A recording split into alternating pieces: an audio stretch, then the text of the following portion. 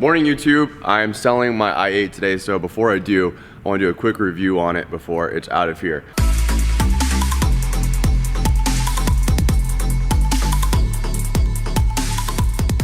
I'm meeting an out-of-state buyer in about 45 minutes, so I'm going to try to get through this. Overall, I really liked the car. It's a hybrid, so that means it's a half battery, half gas engine, or not half and half, but it's a combination between battery and gas engine. But what I really liked about it, here, I'll show you this, come here. You never had to plug the car in. This is the plug that it comes with, but when you put the car in sport mode, you never actually have to plug it in because the car charges the battery when it's in sport. And I always drove it in sport because that's what turned the engine on and not just running off the battery. So I never had to plug it in. I thought that was really cool. So I kind of thought it was gonna be a pain in the ass plugging it in all the time. This color is not a stock color. This is a wrap. Also, the wheels were powder coated. So BMW does not make this color, so it really stood out a lot. I thought it made it really pop. Inside of the car is really clean and simple. These get a lot of attention, okay? And I think they are cool. Yeah, like right now, that makes a huge statement. You see these cars with these wings up, right? But here's the problem with them that I don't like. So with like a Tesla, with the doors that go up, they only come out about, about this far and come up. Like when they come up like this. These don't. This requires about 2 feet of space. And so I've had it where I'm in situations where even if it's in a big wide parking spot, somebody will park too close to me and I won't be able to get into my car when I come back out to my car. And so I'll have to go to different storefronts and ask whose car is next to mine and find the driver so I can get in my car or just sit there and wait. That wasn't very cool. So pretty much you always have to park on an in spot where your driver door is on that side. Or I don't know what you do if you got a passenger. You just gotta find somewhere that you're not gonna get trapped. As far as performance of the car, I was actually really impressed. It performed better than I thought it was going to. I knew it was going to handle well because BMW does an amazing job. I think they're one of the best handling cars out there. But the throttle response was really good. That's a combination of that battery being there. It gets rid of that lag, so there wasn't hardly any lag. But overall, if you want to consider it, this falls into the supercar category. It doesn't keep up with the other supercar numbers or performance. So if you are looking for something that it's just going to absolutely blow your hair off, there's other options. But here's what I'm gonna say about this car. I'm not gonna tell you how much I paid for it, but the amount that I did pay for it for what you get, this is one of the best bang for your buck. As far as making a statement, the way it looks, you can get like a Corvette Z06 or a Nissan GTR that's gonna be faster and you get more bang for your buck performance-wise, but overall, for what you get and the statement that you get out of this car, it's pretty hard to beat. Now, the other thing I want to talk about that really quick because people on YouTube and my channel are going to wonder how I did on this car. So I paid cash for this car about 7 months ago.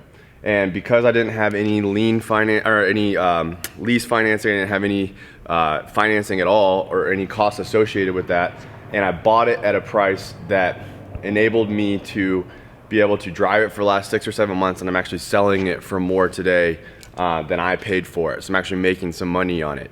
Now that does come into play when I did the wrap and the wheels and stuff like that, and it kind of packaged it up and made it easier to sell for more money. But when you buy a car like this, the key is how you buy it. That's what's going to ensure that you're not going to lose your ass on it. It's not, you go find, you just have to be patient and hunt for a deal basically, and then be good at negotiating when you buy it. Because the only reason why I'm in the situation that I am today where I can sell it for more than I paid for it is because of the price that I bought it at. So that's really important to consider, because if not, and the only reason, I'm not even gonna pretend, the only reason why I'm able to do that now is because I lost my ass in the past multiple times and learned my lesson. So that's something that I learned the hard way, so hopefully you don't have to do that if you buy a car like this. All right, ready? Yeah. Dude. One other thing I want to point out, a lot of people that I've showed the car to when I'm going to sell it have been asking, how hard is it to get in and out of the car? I'm 6'2", 215 pounds, and honestly, it's pretty easy to get in and out, and once you're in the car, there's a lot of room for a car this size. So the easiest way to do it is you just sit down here like this and then just swing your legs in. And it's pretty simple. And then the same thing getting out, just swing your legs over and then you can actually push off here. So that way, or pull off here like that, and it's pretty easy. Getting in and out of some of like for example, the McLaren, that one was pretty hard for me to get in and out of. This is a Nardo gray wrap. I love this color is because as you can see from this angle right here, the way it looks in the sun, it gets really, really light. And then when you're in the shade or at night, it gets a little bit darker. So you have this black accent here, stays through the roof and the windows, and then I really like this. Visually and the aesthetics of this car, this is one of my favorite parts of the car, is this aerodynamic little section here. I think that looks really badass, and they continue the black. So when I look at a car and I'm thinking about what I'm gonna do custom-wise to it, I look at the accents and I try to pick up on things. So I knew I already wanted to do this color. I knew that would look really cool, but then I saw that had these black accents on the hood and the roof and the mirrors and everything, and so that the black wheels, I didn't want to do matte black because these are gloss black. So I threw the gloss black on the wheels to pick up on the gloss black accents, and I thought that set it off really, really well. Anyways, I hope you guys enjoyed this video. I just want to do it real quickly before I sold it today, because I haven't really talked about this car very much on my channel. But yeah, please give it a thumbs up and subscribe. Turn our notifications on so that you see when we post our videos. And if you want to interact with me, just go to my Instagram, the link's below. You can comment on any of my posts. I'll see it. That's a lot easier for me to respond. I'm much better responding on there. Yeah, that's it. I'm gonna go sell this car.